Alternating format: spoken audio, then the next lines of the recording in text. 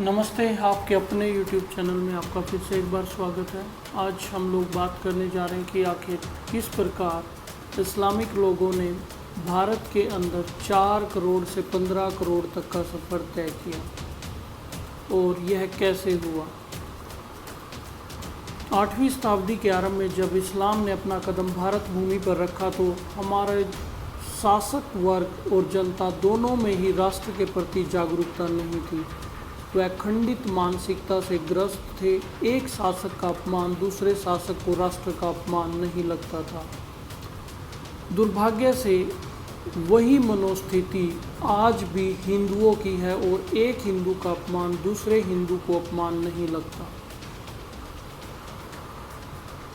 इतिहास के ये सारे मनमांत्रिक दृश्य और तथ्य हमारे इतिहास से निकाले जा रहे हैं, जिसके कारण हमें विश्व में कटना घटना और अपमानित होना पड़ा।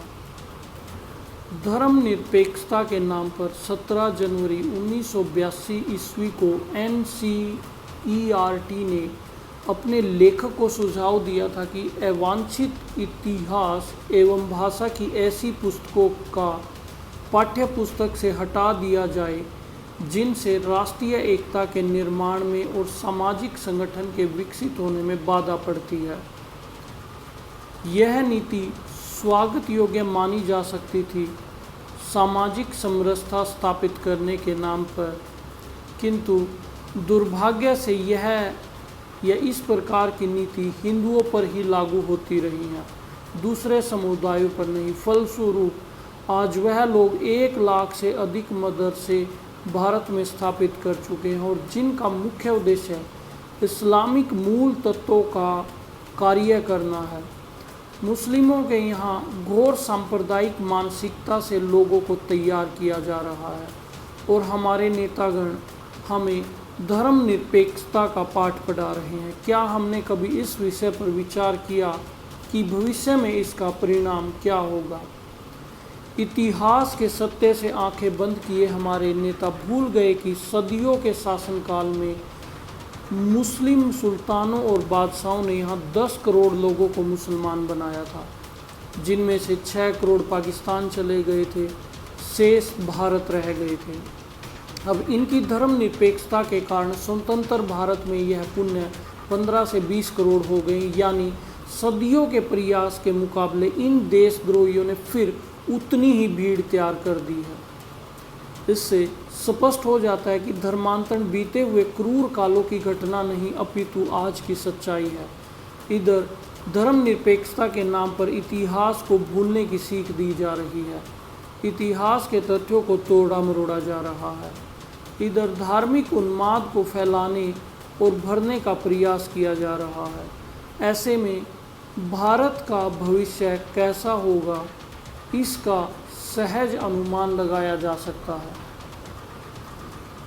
और एक प्रसिद्ध इतिहासकार सैयद अब्दुल हसन अली नदवी के यह शब्द बड़े ही स्टिक हैं कि हिंदुओं पर आए दिन सांप्रदायिकता का दोष लगाया जाता है।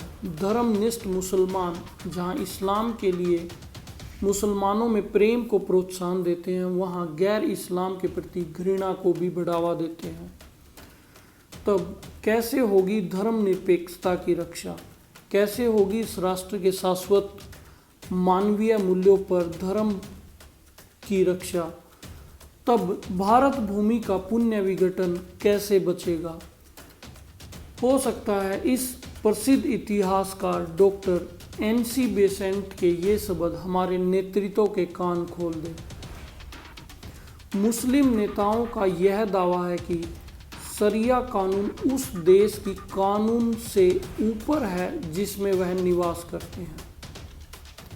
इसके उपरांत भी भारत में शरिया को भारत के कानून के ऊपर माना जा रहा है। ऐसी हम बहुत सारी बातें मुस्लिम नेताओं के मुंह से सुन चुके हैं। ऐसा लगता है कि इस देश में हिंदू होना ही एक अभिशाप है, क्योंकि सभी लोग इसी को नष्ट करने पर उतारू हैं। मुस्लिम विद्वानों की चेतावनी को भी यहाँ सुना नहीं जा रहा।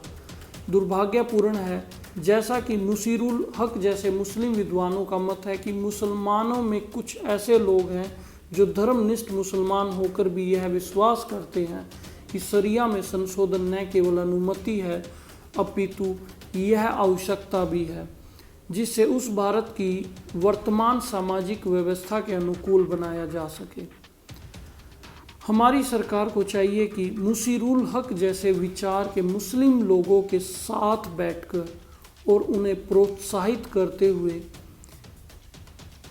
ऐसी व्यवस्था स्थापित करे कि भारत में इस्लाम भी सुरक्षित रहे और भारत राष्ट्र भी सुरक्षित रहे।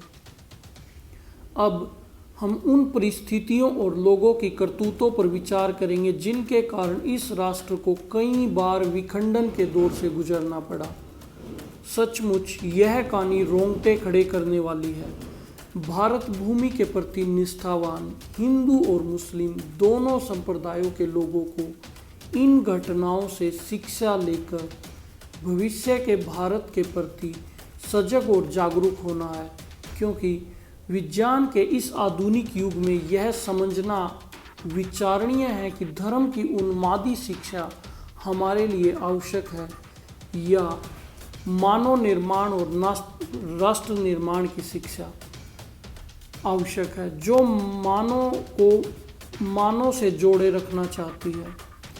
इस्लाम का उद्देश्य यदि भाईचारे की स्थापना करना है तो आज उन्हें अपने भाईचारे को बस अपने लोगों तक लागू करने की बजाय उसकी संकीर्ण सोच को तोड़कर मानव मात्र के प्रति दिखाना होगा। विश्व में तभी सही और सच्ची शांति और भाईचारे की मिसाल साबित हो सकती है। इस उदारता भरी विशालता को यदि इस्लामिक विद्वान दिखाते हैं तो मानना पड़ेगा कि भारत का भविष्य निश्चित रूप से उज्जवल होगा। आज भारत के प्रतिक्रिया स्वरूप कहीं कहीं हिंदू लोग यदि मुस्लिम के प्रति हिंसक हो रहे हैं तो उसे इस्लामिक प्रतिक्रिया में हिंदू आतंक कहा जा रहा है। इस्लाम हिंसक हो तो यह कहा जाता है कि इस्लाम को आतंकवाद के साथ जोड़कर इस्लाम को अपमानित न किया जाए। हम इस तर्क से सहमत हो सकते हैं कि आतंकवाद को इस्लाम से जोड़ा जाए ना हिंदू से, पर कुरान की आयतों का क्या होगा जो आतंकवाद की जनक हैं, जिन्हें माननीय न्यायालय भी अनुचित मान चुके हैं। अब इस मानसिकता को हमें समझना ही पड़ेगा। आज की वीडियो में इतना ही। मैं फिर मिलता हूँ एक नए रिसर्च के साथ। नमस्ते।